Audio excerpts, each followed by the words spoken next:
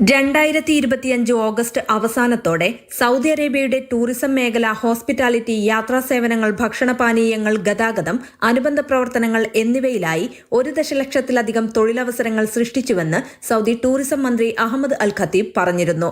Vision 2030 പ്രകാരം രാജ്യത്തിന്റെ ദേശീയ പ്രവർത്തനത്തിന്റെ ഏറ്റവും വ്യക്തമായ പ്രതിഫലനങ്ങളിലൊന്നായി ടൂറിസം മേഖല മാറിയിട്ടുണ്ട്. അതിന്റെ സ്വാധീനം ഇപ്പോൾ സാമ്പത്തിക സൂചകങ്ങൾക്കപ്പുറം സാമൂഹിക, സാംസ്കാരിക, മാനുഷിക വികസനത്തിലേക്ക് വ്യാപിക്കുന്നുവെന്ന് അദ്ദേഹം ചൂണ്ടിക്കാട്ടി.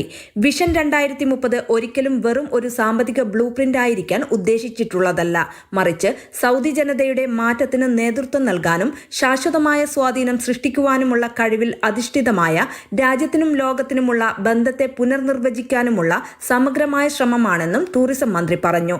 2024 GDP-യുടെ ഏകദേശം 5% ടൂറിസം നേരിട്ട് സംഭാവന ചെയ്തുവെന്നും ദീർഘകാല ആസൂത്രണത്തിലൂടെയും അച്ചടക്കമുള്ള നിർവഹണത്തിലൂടെയും 2030ഓടെ 10% എത്താനുള്ള ശ്രമങ്ങൾ നടന്നുകൊണ്ടിരിക്കുകയാണ്.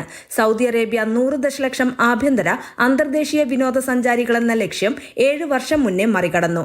2024 ഏകദേശം 116 ദശലക്ഷം സന്ദർശകരെ സ്വാഗതം ചെയ്തതായും അഹമ്മദ് അൽ ഖത്തീബ് വ്യക്തമാക്കി. Mathrubhumi news, Riyadh.